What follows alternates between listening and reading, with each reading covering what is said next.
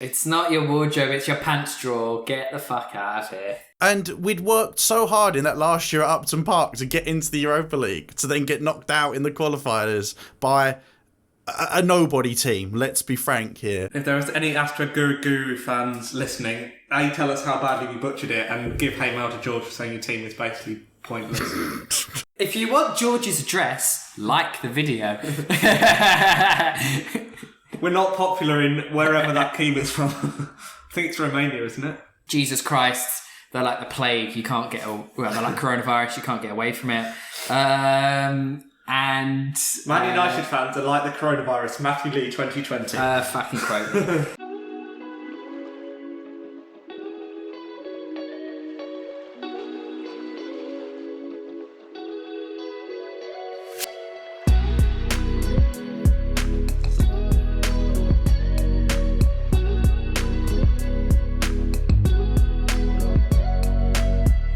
Hello and welcome to the Midtable and Up Podcast. This episode is going to be a bit more of a personal one. The three of us will be discussing the top 10 games we've seen live.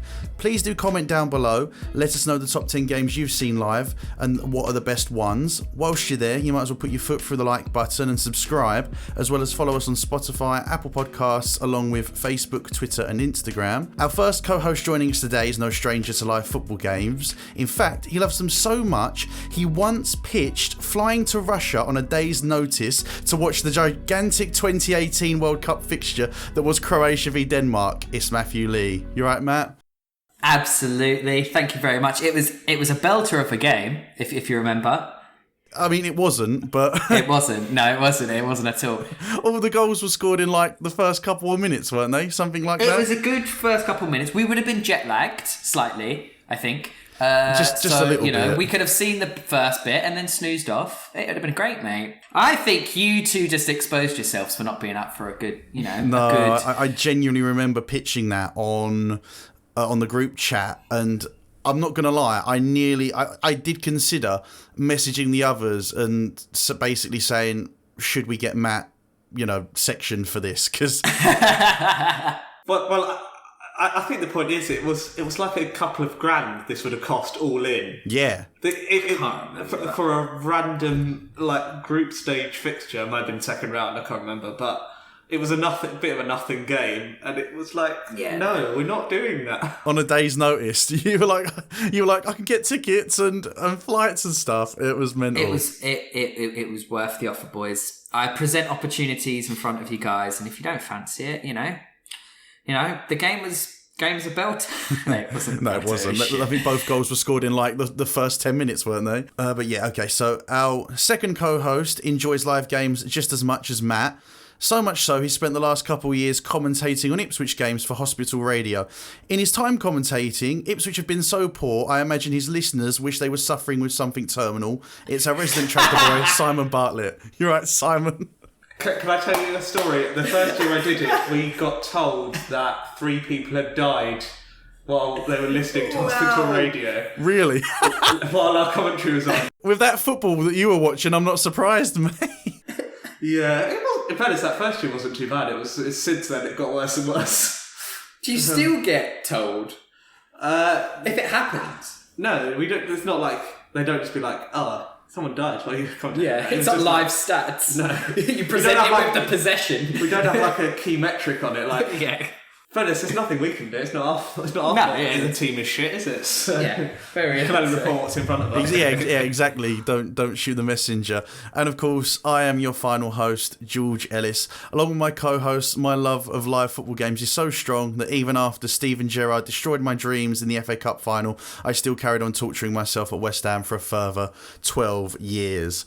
So there we go. And you can't get angry at me for the intro this time, lads, because I stated before the recording that I was struggling to roast myself in terms of live games. So I asked you for input. And that's our input. That's as good as we get, unfortunately, around here. Mm-hmm, But yeah, I mean, if any listeners out there want to roast me for some intros, feel free. So how did we find the list this time around, guys? Were we okay with it? As I said, it was obviously a lot more of a personal one. not going to be quite as analytical as probably some of our previous podcasts, and it's quite nice to, as I said, just go for one that you think, or go for games that are probably more personal to ourselves. Yeah, I have to say I found it quite easy this week because, as you say, it's quite personal. And in your head, I had kind of 15 in my head that I was like, I could just rattle off and be like, I don't know when it is. I don't really remember. Like, I might not remember the exact score, but I know the game I'm looking for. Yeah. So in that sense, it was quite easy because I was thinking, I might have forgotten some. I'm like, if I've forgotten them, were they that good? So I'm like, maybe it's just not relevant. The ones I've forgotten for a reason, probably. So in that sense, I was just like, think of the ones you want to put down and the ones that are in your head, and then every other one doesn't deserve to be there. So I found it quite easy, actually. The one thing I did try and do some that weren't Ipswich related, because obviously as an Ipswich fan, that's the majority of my basis, but not my only basis. I've got a couple in there that are not Ipswich related. Okay, nice. What about you, Matt? How did you find it? Because obviously you've only really been a season ticket holder at West Ham for how long now? 3 years now. Okay. So I never managed to get a season ticket when it was at Upton Park. Obviously, being a smaller stadium and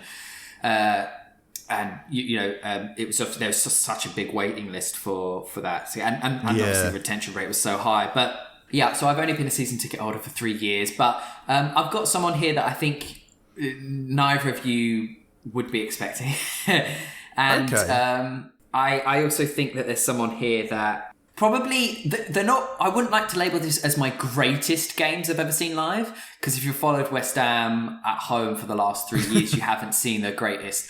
But some of it's my most memorable. It's experiences that I remember and I go, wow, that was good or bad. That was. I sort of agree with what Matt's saying, because you kind of think not just about the game itself, but there's like the bit around the day. I've got a couple in there where the game isn't necessarily the best game. But the whole feeling around the day was more important, and you had a lot of fun at a certain place and a certain time. So I've got a couple like that as well. Yeah, no, I think you've kind of summed it up quite well there, to be honest, guys. Because, I mean, funnily enough, actually, Simon, because I know you said there was a few games that you felt that, if you can't remember them, they shouldn't be anywhere near the list. But because where I had a season ticket at West Ham from 2003 all the way up to 2018... there was quite a lot of games there, and obviously a good portion of them were probably really entertaining games, while a good portion of them were also a dross. But yeah, I kind of wanted to go with games that I kind of thought probably more stood out than, say, just standard league games, unless there was something really big riding on it, because like if I included just, say, a random win over a Chelsea or someone 1 year, then let's say a couple years down the line we beat them at a similar scoreline in the league. Again, I know you can maybe look at the circumstances going into the game and the season after, but there's not really that much difference between beating Chelsea 1 year and then beating them a year later, or however. Yeah. I mean, what I will say to that is, obviously, my period of an Ipswich Town fan has been a period of steady decline. So there is a limit to how much I can go outside of a standard league game, because there's not that many bright sparks over a kind of 20-year career. I mean, they were relegated when I was 5s and didn't go up after that, and have been relegated again. I think we're one of the only teams not to play at the new Wembley. So really. Yeah, it's only about like three or four teams haven't played at the new Wembley, and we're one of them in the football league. So. Yeah, that's a stat. That's a stat that you don't want, I tell you. It's not. So that's my disclaimer. Some of these might not sound very impressive, but that's because we haven't had a very impressive period. No, that's fair enough. Obviously, mine and Matt's list are going to be heavily West Ham dominated, while yours is going to be heavily Ipswich orientated. So that's fine. So then, Matt, would you like to kick us off with your number 10, please, mate? So starting with number 10, George, I'd be interested to see if you've got this on your list. Okay. And it's not because of a good memory. Again, it's memorable. And it was the infamous West Ham 0, Burnley 3 game. Mate. With the fan invasion. Mate, that's my number 10. God, I thought we weren't going to have matching ones. I have got two West Ham defeats on here, and that is one of them. But yeah, go on, mate. I'll elaborate and I'll chip in. So, obviously, for those who don't know, essentially, we were going through an incredibly rough patch of a season. We'd just moved to the new stadium, which was an absolute catastrophe from both on and off the pitch, I would say. Yeah, absolutely. You know, everyone could have lived with the move if we were playing really good football. We were, you know, the owners were reinvesting back into the club, but that wasn't happening, and it was very clear by this point that it wasn't happening. And if I remember, was there a protest before the game? There was supposed to be. So there was supposed to be. That was it. Yeah. In the backdrop to that game, we'd left Upton Park in 2016, 2 years prior, and it was sold to us on the basis of, you know, world class team, world class stadium, and then it turned into a nightmare, rather ironically. Yeah, we lost our soul, and what for? Well, probably a lot of fans of, say, especially bigger clubs and other clubs in general are going to kind of go, oh, you know, you're West Ham, like, what do you really expect? And the thing is, we don't mind being shit because we've pretty much been shit our whole lives. We're very used to it. Yeah, exactly. But when I don't know, you've got to have an element of realism. And, you know, we didn't expect to go there and then 5 minutes later be challenging for Champions League. No. But when you are sold on, you know, on the basis of world-class team, world-class stadium, this is, you know, we want to be getting Champions League football eventually, you know, within 10 years, we want to be competing for, you know, like FA Cups and stuff like that. When that is what the basis of the move is on, and then the investment in the players flat out isn't right, whether it's because they're not spending enough money at certain points, or whether because the recruitment is just plain awful in terms of they've got no strategy. It's probably a combination of two at various points, because we might go a summer where we probably don't, or maybe a few windows where we don't spend the money that we need to. It happens in every football club, and not every football club. There's very few football clubs, aside the very big financial powerhouses in the league. There's very few football clubs that can spend big every window, but we have consistently and hey, I think we could make Simon kill himself if we made this into a GSB Out podcast. Yes. So I want to be really careful. But I've had enough pub chats, but that's the only focus. Can I offer my opinion as an outsider? Yeah. It felt a little bit like an overreaction. Yeah, a little bit. I agree the move to Stratford didn't go well, but you were still a Premier League side. Like, let's be under no illusion. I know you have pitched this big dream, but every board pitches big dreams to their fan. What is a football fan if you can't dream big? That's pointless. Yeah. You should stop following the team if you're not going to dream. It's hard, as I say, as an outsider. I look at it and go, I think, not that it's... And you're talking about bigger clubs looking at you saying, well, what more do you expect? I'm kind of thinking... You're in a pretty good spot, and I don't think you realise that when you're in the bubble. I think so. You're in the top division. You're financially secure. Obviously, looking back at the time, we're playing Burnley, who... And I get the results bad, and I get the results and it's not Burnley of today, it's Burnley of 2 or 3 years ago, who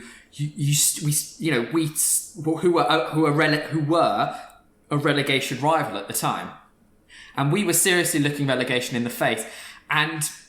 the thing that was so heartbreaking, and I think probably the difference between when I'll go back to the stadium, it's a bit weird because I haven't been back to football in a while, but the difference between when I'll go back to the stadium and when, you know, you guys, or when this was happening, is that we'd just a lot of people saw it as we'd just lost our soul.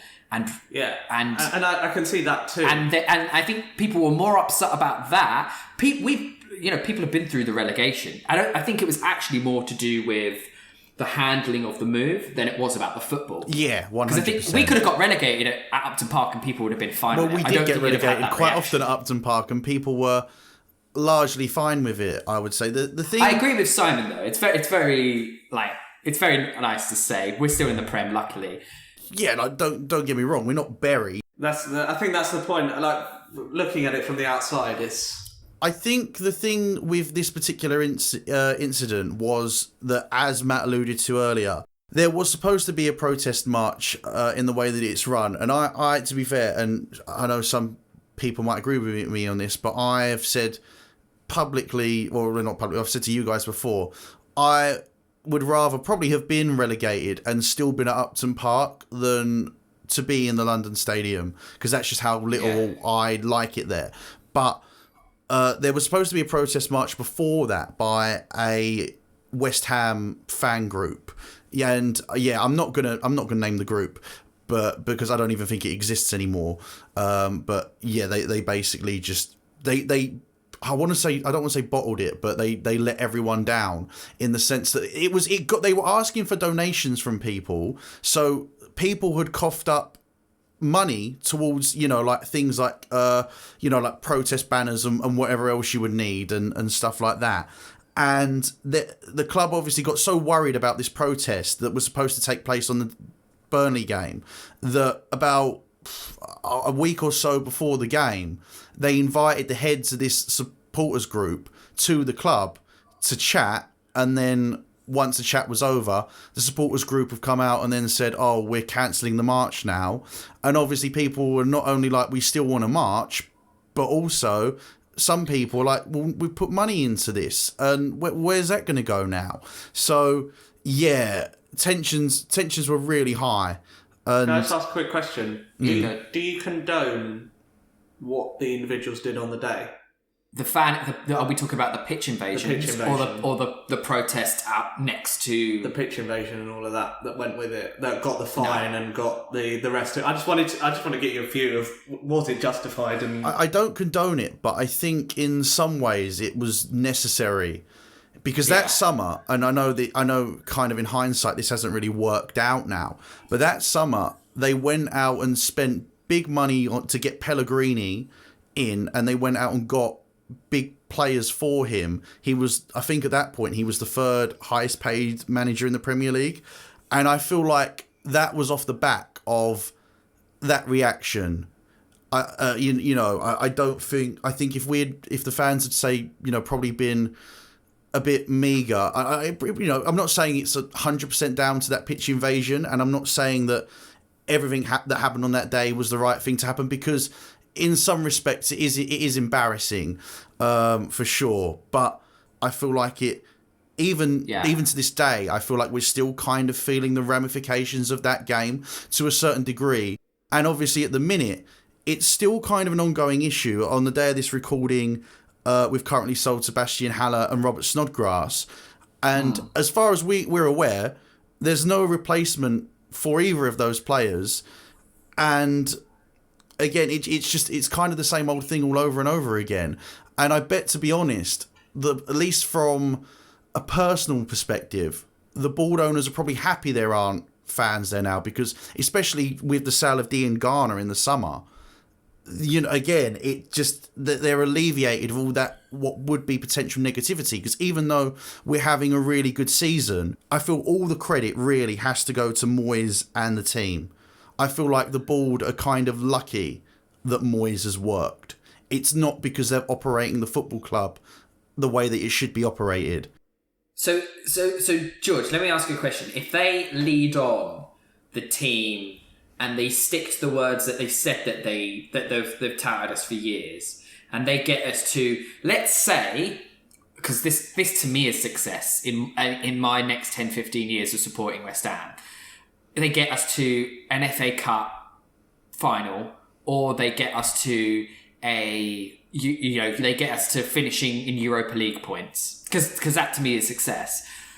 Would you think differently, or is that the ownership just completely wrote themselves off to you? The ownership would have to operate completely different to how they're operating now in order to achieve those things. As I said, I'm really happy that we're in as a club. This has been a really great start to us. It's been one of the most positive starts. Well, we'll say we're nearly halfway through the season now, and it's certainly. I know we finished 10th under that first year with Pellegrini, but this season looks like it could pan out to be our best season at the London Stadium, and I'm really happy about that. But I just think long term, we're always going to be kind of flip-flopping between mid-table to relegation candidate at best as well, as long as these owners are there. And I think that because the way they operate the club, as I said, we could have a good year this year. We might even have a good year next year, but I feel like it's only a matter of time before we're in and around the relegation zone again, and then it will only be a matter of time before we potentially get relegated because we just keep doing the same thing over and over and over again. Yeah. You know, we had a great season that last year at Upton Park. That season was an outlier.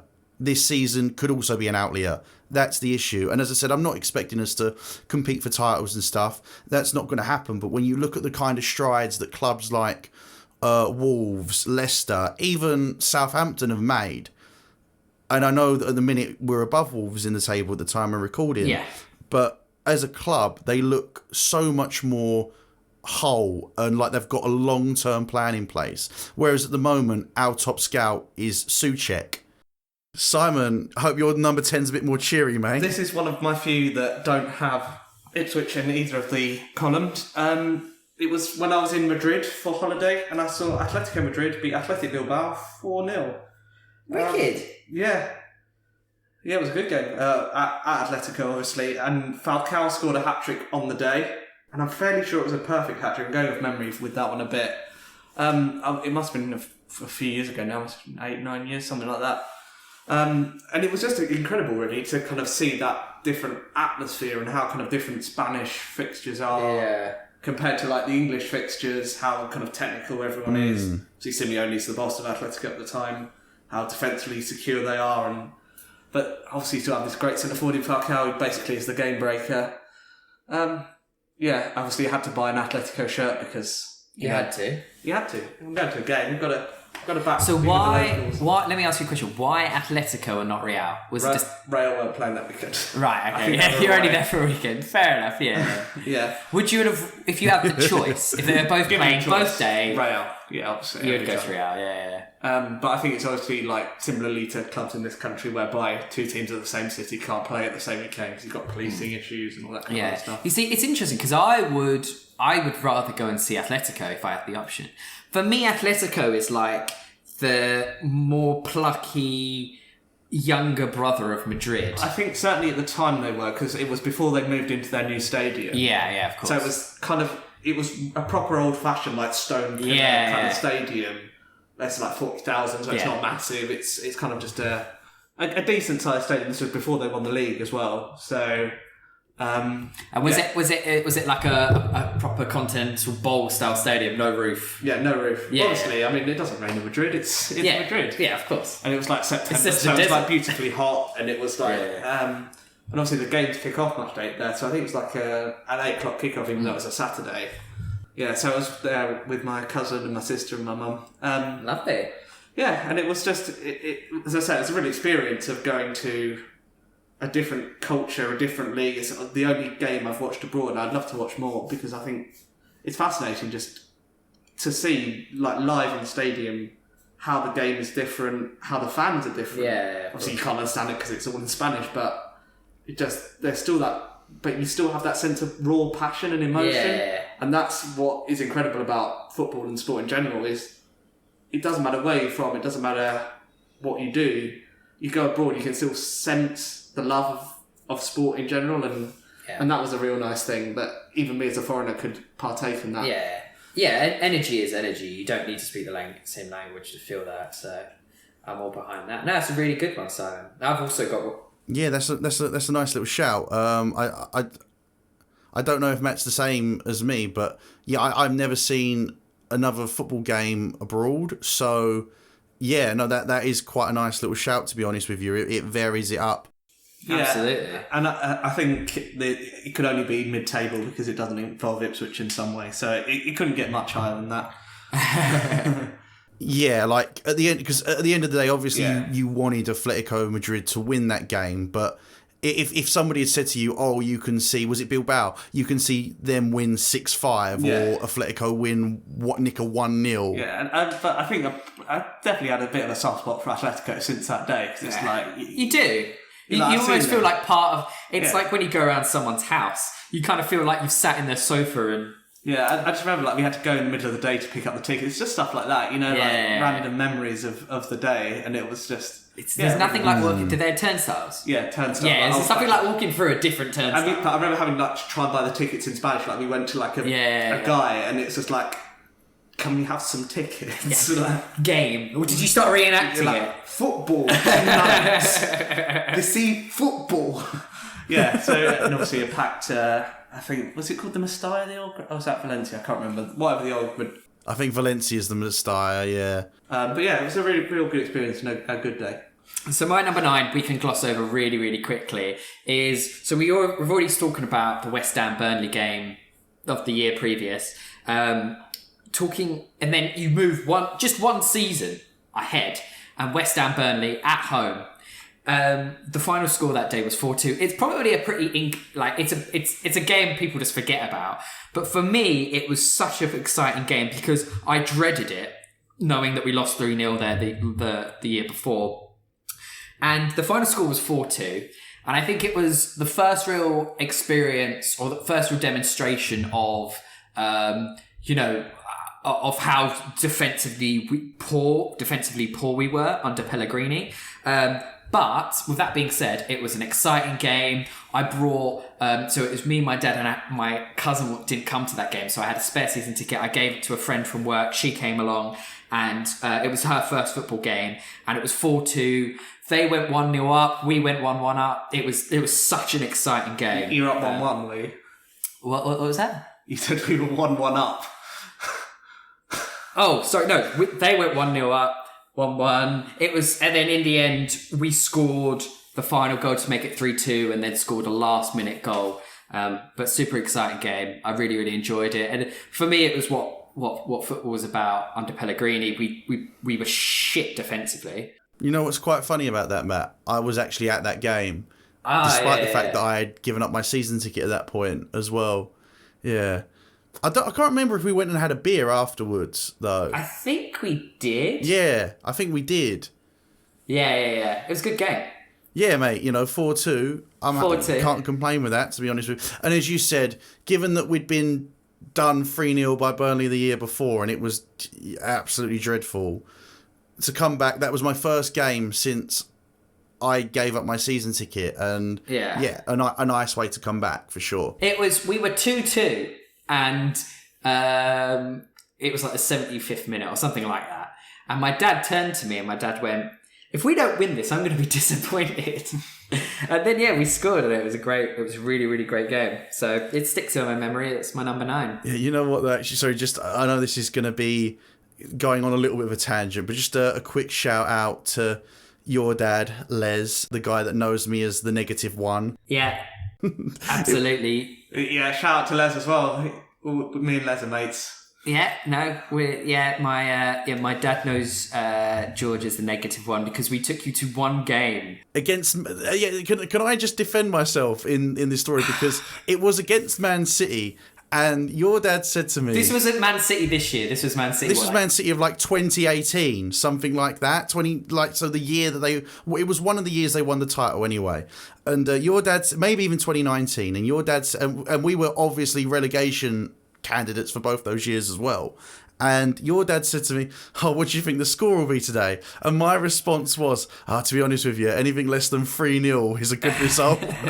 and then your dad was obviously just calling me as the negative one. But I remember him saying that he thought it was going to be 2-1, to us, or 1-0. He was like, "Yeah, I just fancy it." But then at the end of the game, we'd lost 4-1. So I did feel like I was somewhat justified. He's been supporting West Ham for double our ages. It's 100%. He's just like, "Do you know what? I don't care anymore." Yeah. Like, being pessimistic doesn't get me anywhere. If you can't dream at that age, you basically should give up. Yeah. I mean, don't get me wrong. I do love the optimism. It's just, I think for me, it's almost a defense mechanism in that it's less heartbreaking that way. No, I think it's more heartbreaking that way. I think it's the hope that kills you. I would say it's the other way around. Yeah, that's kind of what I mean. If I expected us to win, if I was thinking, we can nick a 2-1 here, I think it's then harder. But whereas I was thinking, 3-0 or whatever to them, and then we lost 4-1, I thought, you know what? At least we scored, and at least our goal difference wasn't completely wrecked. But as you said, it's when you have hope. That's when that's when the pain really sets in. So as I said, it's almost a defense mechanism trying to be what I thought was somewhat realistic. That was your number 9, Matt. So Simon, your number 9, what are you going with? So my number 9 was a game that wasn't necessarily the best game I've ever seen. It was an away game at Gillingham. Town won 1-0. But it was like if Carlsberg did Saturdays, I would say, that day. It was just perfect. It was beautiful weather, a September game. And I got the train up on the day, and we went to there was this pub called the Fleur de Lis pub, which was a designated away pub.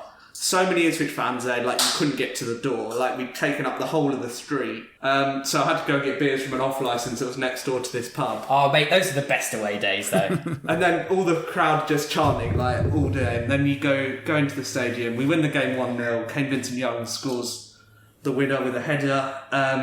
We deserved to win the game. We were easily on top. Their manager comes up and is a bit salty. That's always funny.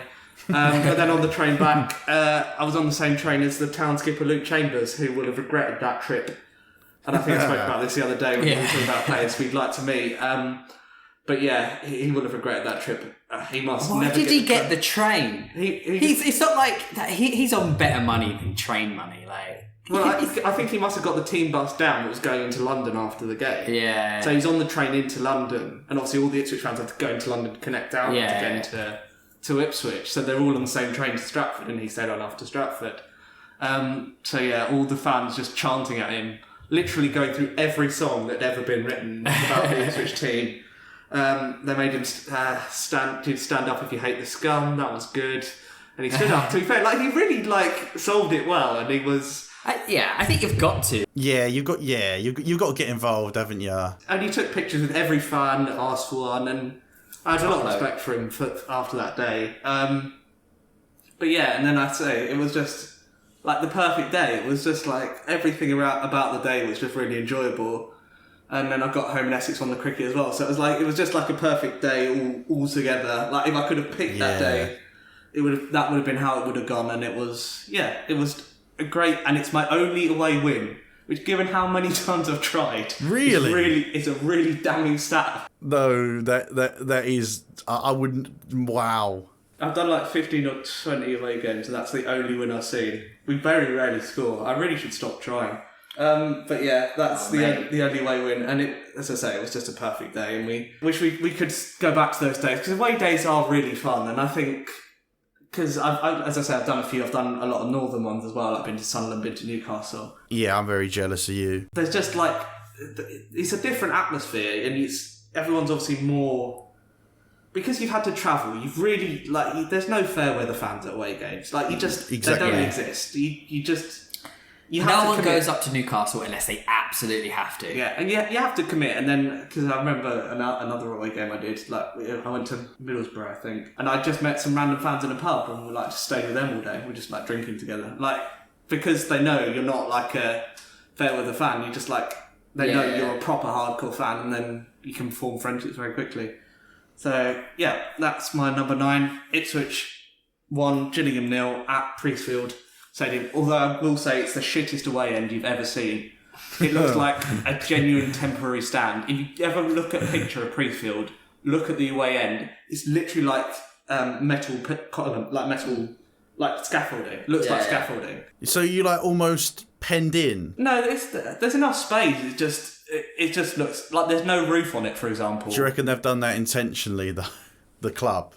I just think they ran out of money when they were building it. Yeah, they were sod the away fans. Yeah, and that's what I was going to say. So we were very lucky that it was a beautiful sunny day, because if we were there and it had pissed it down, we would have got wet. Yeah. It's genuinely just an open roof. But yeah, perfect day. Ipswich 1, Gillingham 0. My number 9, I've gone with a game that wasn't even a competitive game. I've gone with Mark Noble's testimonial, just because the day and the occasion, it was just fantastic. His testimonial was in the last year at Upton Park, so it was another nice excuse to go to Upton Park. And me and my dad had planned on getting tickets to see the testimonial game. Now, I don't really blame my dad for thinking this way, because the testimonial was a testimonial. I think he just assumed that we'd be able to get tickets whenever, because obviously season tickets still got first dibs, but he kind of thought, we'll maybe leave it and see if we can get a seat in the lower stand, because we used to sit in the upper west stand, and we basically left it too late. and the game had sold out except for corporate seating, like the director's box. And it was the only time I'd ever been in the director's box at West Ham. As I said, very last season, and it was just a fantastic day, a fantastic game.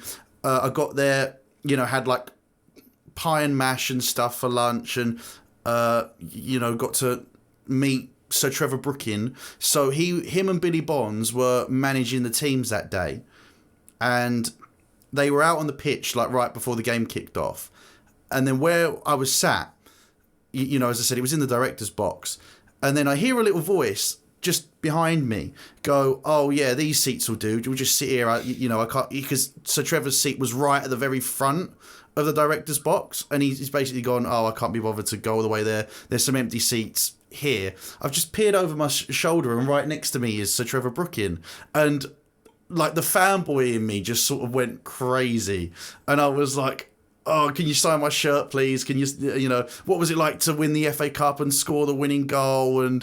And I was sat there, and to be fair to the guy, he was an absolute gent. He answered all my questions, and he signed my shirt. And there was, understandably so, there was quite a lot of fans in that director's box approaching him pretty much throughout the whole game. Asking for autographs, and again, he didn't turn a single one down. And then in the second half, unsurprisingly, he went back and sat in his seat. But even the game itself, it was just because how like you see so many testimonial games, and a lot of them are quite serious. They get proper teams to come and have a proper game almost, and it's like a bit of a drab 0-0 before the game had even started. Noble had said, regardless of what the result is, we're just gonna all take penalties at the end for a laugh, and Adrian scored from in open play. He ran the ball. I was going to say this was the game. He ran all the way from the goal, and there's about 4 players trying to shield him. And there was, I do think, a bit of maybe goalkeepers union from David James, because he probably should have saved it. But yeah, Adrian scored. Also, David James is a bit shit though, so yeah. I wouldn't completely rule out that being the other reason why. That's a fair comment. But Dean Ashton, though, he scored this ridiculous overhead kick that he would have been more than proud to do in his heyday. And by this point, he'd been retired for 7 years, obviously got into the media and stuff. And again, like just a shame about the injuries in his career, because he was a fantastic striker. And the athleticism of the guy, bearing in mind he was, he's put on a bit of weight since his playing days. For him to still get it was an outrageous overhead kick that I feel like a lot of players still playing today would struggle to do. Mate, I completely understand, but I'm more surprised that it's so low. Like, you've told me about this so many times. Well, time you got to sniff Sir Trevor Brooking's seat. Well, because you messaged me on the day it happened as well. I remember you just being like, Sir Trevor Brooking sat behind me. I think maybe I've only put it low just because it wasn't a competitive game. If this was, say, like your best day out at a football game, and that is a part of it, it would definitely be higher. But as I said, it was a testimonial game. And that's probably why. But it was just, and I will say this, it was nice to be able to go to Upton Park with no feeling of anxiety whatsoever. Yeah. It was just nice to go there and go, you know what, I just want to see some good goals, eat some pie and mash for lunch, have a beer. I think that was a big part of the day. Nathan's pie and mash? No, it was pie and mash in the club, like in the... in the box. He was in the posh seats, you see. Of course. What's he doing coming down this end of the He was up in the ivory tower. Of course. Mate, the only time it's ever happened, and as I said, it was in terms of days out, it would probably be like 2 or 3 on the list if that was purely... if that was the only criteria I was using, but... Mate, better than your wedding day, it has to be. Yeah, probably.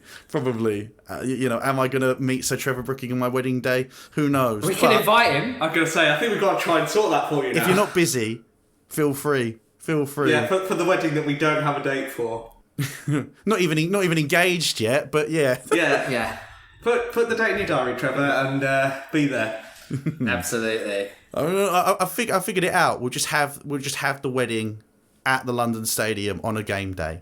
he'll be Absolutely. there. Yeah, he'll be there. Or at least his stand will be. I can't wait to break that news to Elle. That'll go down like a lead balloon. But yeah, that's, as I said, that's my number 9. One of my favourite days ever, basically. So yeah, my number 9. Strolling into the number 8s then. What's your number 8, Matt? Mine's going to be really weird, and we're not going to... There's not a lot to talk about the game. George, you weren't there. This is one of the very few games that George wasn't there to experience. But Simon, you were. Okay.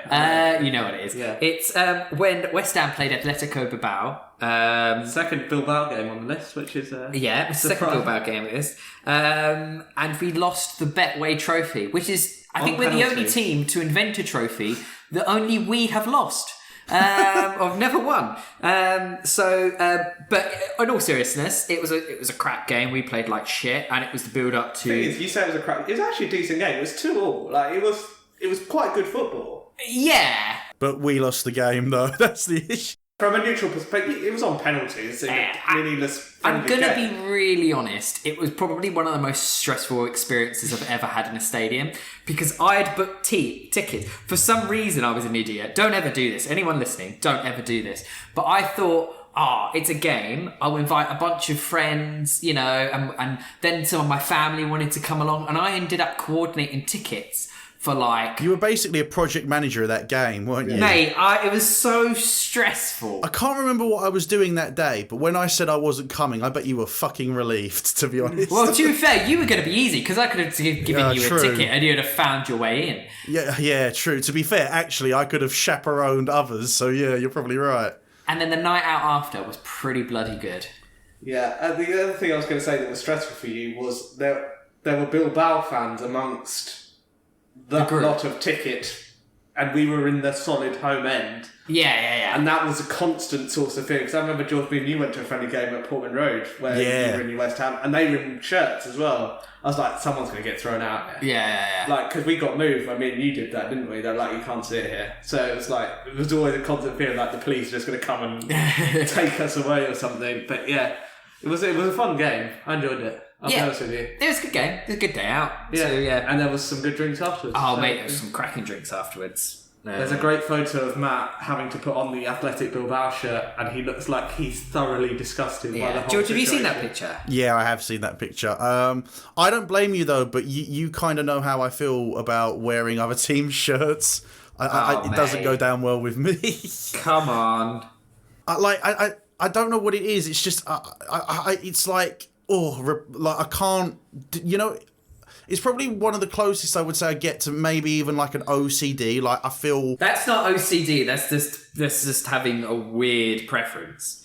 Do you feel like you're like cheating on someone? Kind of, yeah. No, kind of. That's exactly how I feel.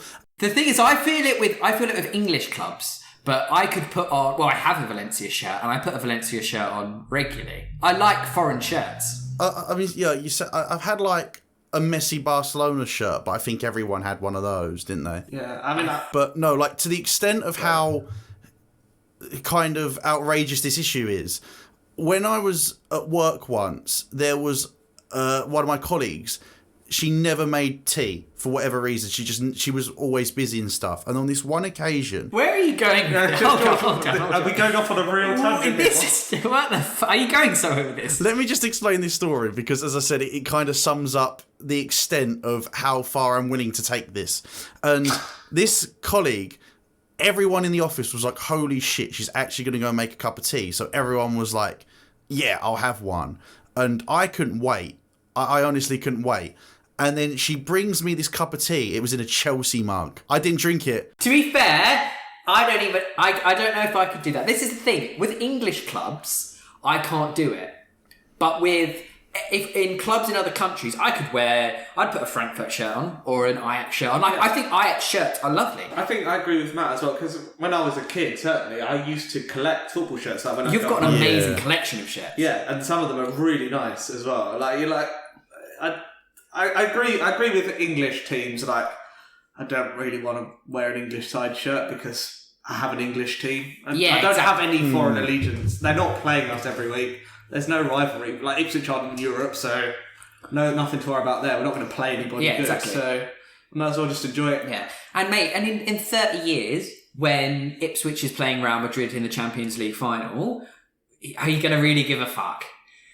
Exactly. It's like, oh no, I bought a Real Madrid shirt. And it's like, I don't care. We're in the Champions League final. The most amazing part of that is you think Ipswich would ever make a Champions League final. But there we go. Mate. But no, foreign shirts I can kind of live with, but yeah, domestic shirts not so much. I get the Chelsea mug thing though. I get it. If someone served me a cup of tea in a Chelsea mug, I would be like, nah, I can't, sorry. No, so yeah, I just pretended that I'd forgot. Oh no, it's gone cold. Yeah, I was like, it's gone cold. I was like, I'll make another one, guys. It's gone cold. Yeah, in another cup, specifically. I think we may be going on a bit of a tangent here. Yeah, sorry. Maybe let's lean back into the pod. Yeah, okay, so your number 8 then, Simon. So my number 8 is probably the best 2 teams I've ever seen in a game. Again, so Ipswich aren't involved, obviously.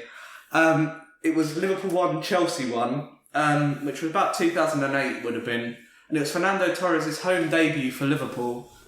He scored on his home debut as well, left foot, a great effort off the post, and it was just amazing. I think I know we've just been talking about English teams and not having affinity to English teams, but you sit in there, you see the Kop, and the whole atmosphere of the day, and I think because it was 2 world-class teams, and up to that point I hadn't seen 2 world-class teams play each other in a live stadium, and you just see the Liverpool team warming up in front of you. There's Gerrard, there's Carragher, there's Huppier, like there's all these great players just warming up, and we had great seats with 4 or 5 rows from the front of the West Stand, I don't know what it's called, and you just see all these people I could reach out and touch all these great players. The game itself, obviously, huge game, massively important, 2 world-class teams. And I have a real soft spot for Fernando Torres. Well, I absolutely love Fernando Torres because I was there for his home debut. And I was like, I really want this guy to do well. He scored on his debut. And obviously he was brilliant for the next 2 or 3 years before he got that bad injury. And yeah, it was just a fantastic game. 2 fantastic teams. And I would like to see more kind of top class fixtures because as much as I love Ipswich and Ipswich are my team and I'll follow them to the ends of the earth, you don't get that sense of seeing how 2 world-class teams play against one another, the tactical analysis. I was probably a bit young to really even appreciate that at the time. Well, that and energy is infectious. We're monkeys at the end of the day. So when you see, it's very difficult to implant yourself in a group of people that all want to go north and you want to go south. That's a stupid analogy, but it's like, I can get that being in a crowd, like if I was in a crowd of Chelsea fans and they were playing, I don't know, like Bournemouth or someone, like that's a random team. Yeah. I could see how I would want Chelsea to win because, even though I hate Chelsea, energy is infectious. It's difficult when the guy sitting next to you or the person who's bringing you all that stuff. If you're a neutral and you're at the stadium, you're gonna, providing whatever set of fans you're in, you're gonna want that team to win, aren't you? Yeah. Really, because you feel like you are there with them, so you feel like you're a part of it somewhat, even if you're not a fan of that particular team. So that definitely makes sense, and I can imagine that being a really good game, Simon. So what was it, a game that did you just want to see 2 top class teams face? Was it like a birthday present or something? What were you there for? How did you get there? I'm gonna say that, so I don't entirely know, but my mum, someone my mum worked with, he had corporate season tickets, and I think for one weekend he wasn't using them, so I offered them to my mum. This was the game it happened to be. Yeah. So we took the train up to Liverpool, had a weekend in Liverpool, which was very nice. Liverpool was a lovely city, and this was the main event of the weekend was going to watch Liverpool play Chelsea, which is as game to go. It's about as big as they got at that kind of era. Yeah. I remember Lampard scored a penalty in the second half, but the thing is, so I remember Torres' goal so clearly because he was on the left-hand side of the box and he was basically near the stand we were, and I watched it, bang, that straight in off the post. And I was and it was he's a super player. And you're Liverpool have found someone really special here. Obviously just signed from Atletico. And I don't know, because I don't see world-class players that often live in an arena, it's great to have that. And you see, when you just watch great players up close, you have so much more respect for what they do on TV. It's very easy to be doesn't look very interesting. It doesn't look very quick. It doesn't look very It looks much easier on TV because they've got the high camera angle. You think the passes they make. Obviously I can see that on TV.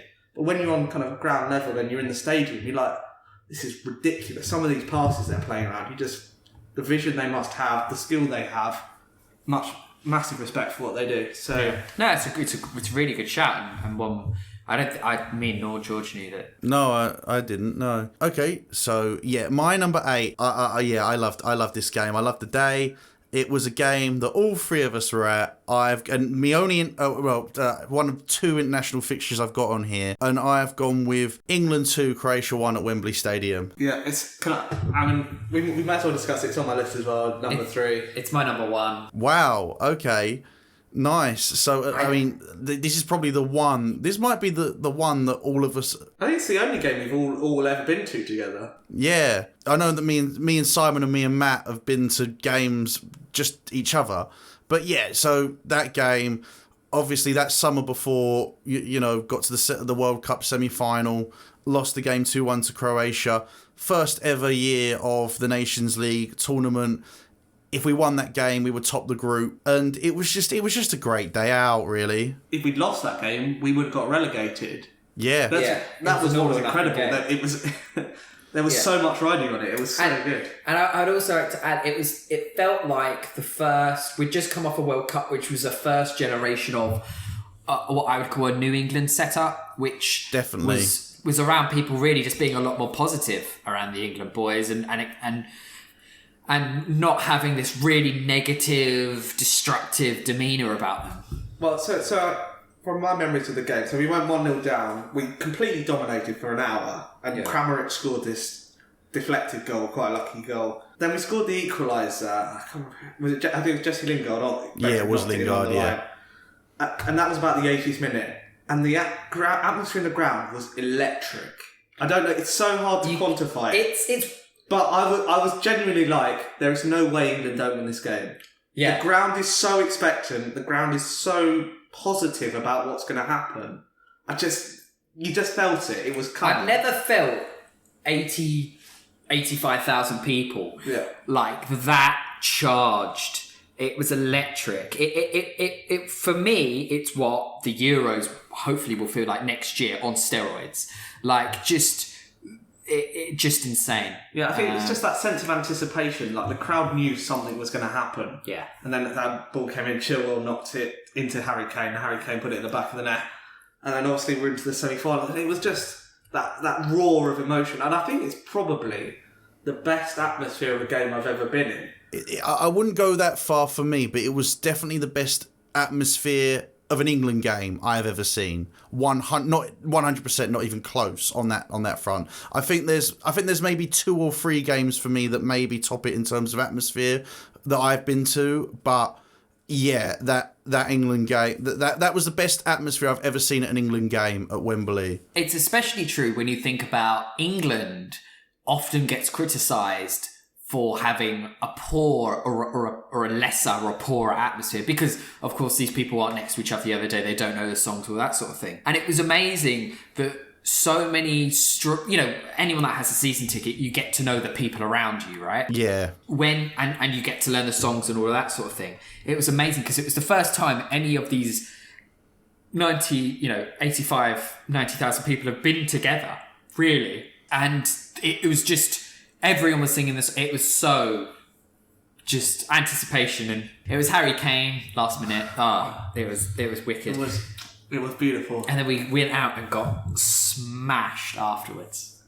We went to the Spoons. Well, we got smashed before and after. I can't even tell you where that Spoons is. I think we went like Baker Street or something, mate. I think. It was weird. It was like, because we got on the train and then George was like, I'm getting off here, I know a pub. And we were just like, yeah, right. And George didn't know a pub, so we just said, I'm drinking in a random one. Yeah. But, because I remember it, because we drank in that pub near Wembley before and after the game, which had that horrendous picture of Harry Kane. Yeah. On the walls. I can't remember what that place was called, but yeah, it had tons of like ugly pictures of footballers. Caricatures. Yeah. It was called Sports Bar. Like, that was its name. It wasn't like a pub. And yeah, Simon's exactly right. And you're right, George. It had quite possibly the worst I feel bad saying worse, because if I tried to draw Harry Kane, it would look a lot worse. But I don't think your artwork would go on a wall in a pub, though, mate. So yeah, someone's been hired somewhere, or they've got their daughter to do it, or their son. Harry Kane isn't the best looking of blokes to begin with. He's not the ugliest. He's not the ugliest. I'm sure they had like Ronaldinho in that pub as well. They and did, stuff. and he was horrendous. But I'm just thinking, like, he looked like the ugliest bloke you've ever seen. On the video version of this podcast, George cut into. I'll send you the picture. This is what it looks like. It's a mess. Okay. Yeah. And people need to know. People need to know. It's a great old pub, though. Yeah, it was good. It's just. But I remember we were in there and the fans were starting singing "Sweet Caroline" and all that kind of. The atmosphere in there was brilliant. It is the stickiest floors places you will ever go to. You know that you're going to have a good night somewhere with sticky floors, mate. If you could, if you've got peak mobility, it's not going to be a good night. Yes. That's what it is. That's it. That is it. Yes. 100%. So yeah, that was my number 8. As you said, great game. That was what your number 3, Simon. Matt, your number 1. My 3. Yeah. Okay, great stuff. Absolutely brilliant. So strolling on to the number 7s then. We're nearly getting into those Europa League spots now. Matt, what is your number 7? So my number 7 is another West Ham loss, actually. And the reason I put it in here, I wanted to include it because it was one of the games that I really, really remember. And it is a West Ham game. And it's West Ham versus, and I'm going to have to really try hard on this one, Astra. Oh, no. And the reason it's on the list is I remember it. Go on, Simon. Do you want to try and pronounce that for me? Look at it. Google it. I think I don't know. we don't actually. It was famously coined. Anyone that we can score against Astra Gugu. It was a famous birth of we can't score against Astra bloody Gugu. But for the reason it's on my list, and the reason it does hold a special place for it was my first time in the Olympic Stadium, which, as much as George says we're homeless, it is our home and we just have to come get on with it. It's my opinion. So it's the first time where I think it was the first time in that stadium, but also it's the first time, and right now looking like the only time, that I'm going to see West Ham in the Europa League, even if it is the qualifiers. So it was a shit game. We played shit. The opposition were crap, and we lost 2-1, and we got knocked out. And that's kind of all I've got to say about it, really. I mean, I understand. But it sticks in my mind. It's memorable. Yeah, I get that it was the first game at the London Stadium. Mine was the Juventus loss, which was the friendly, like the official opener of the stadium. And that was pretty much that game, funny enough, was the reason why we went and got Zaza on loan, because he scored against us in that game. Fantastic. What a player. What a signing. Oh, don't. Another classic Sullivan and Gold signing that one was. But you know, to be honest with you, mate, I am really surprised. I know it was your first game at the London Stadium, but I am really surprised it's on here, because that game, I wasn't there. It was awful. Absolutely. And at least Burnley, you can kind of go, that had quite an impact on the club as a whole. But Astra Girigu, though, fuck me, man. Like, we couldn't even score against Astra Girigu. And the game was just dross. I did watch it on the telly. I don't know why I wasn't there. Sanity, upkeeping your mental health, many of the options. Yeah, mate, it was a shit game. And it was the second year in a row that we'd lost to them as well. They knocked us out in the qualifier of the Europa League the year before as well. I'm just going to say I've got nothing to offer in this chat because I didn't see the game. It was an awful game. Because it's fucking rubbish and it's a Europa League qualifier, so no one cares. And we'd worked so hard in that last year at Upton Park to get into the Europa League, to then get knocked out in the qualifiers by a nobody team, let's be frank here. If there was any Astra Guru fans listening, tell us how badly we butchered it, and give hey mail to George for saying your team is basically pointless. If you want George's address, like the video. We're not popular in wherever that team is from. I think it's Romania, isn't it? At the end of the day, they did beat us. So All right, I might think that they're a nothing club. Digging yourself out of a hole isn't going to save you from the bloke. Where even is Astrid? I have no idea. Romania. It's Romania. Is it Romania? Oh, mate, you're fucked up. They will end you. I mean, as I said, fair play to them for winning the game twice in a row as well. As I said, they did it 2 years in a row. Well, and also it's a two-legged game as well. Yes, that's even worse. It's not even like it's a one-off game. I think we drew like 0-0 over there or something. Yeah, we drew away and at home we lost it. Oh, no, I think we lost away and then drew at home, but yeah. No, we lost at home. I was there. Oh, we did lost lose at home. 2-1. Okay. Yeah. Okay. But yeah, no, so that's my number 7. That's your number 7. Wow, okay. Oh. It's made us not very popular in Romania. Carry on. Well, I mean, if there's any representatives of Astrogurigu, feel free to come on. Just send us an email. midtableUp10@gmail.com. I would love to learn a little bit about Astrogurigu. Yeah, I want to. Firstly, how to pronounce it. But and hey, maybe I wouldn't think they were a nothing club if they could educate me on the subject. So, I'm open to learning. That's half time. Thank you so much for listening to part 1 of this Midtable and Up podcast episode. Part 2 will be available to listen to very soon. If you enjoy our content, please follow us on Instagram, Twitter and Facebook. Be sure to download us on Apple Podcasts, Spotify, Acast and SoundCloud. Thank you very much, and we'll see you in parts 2.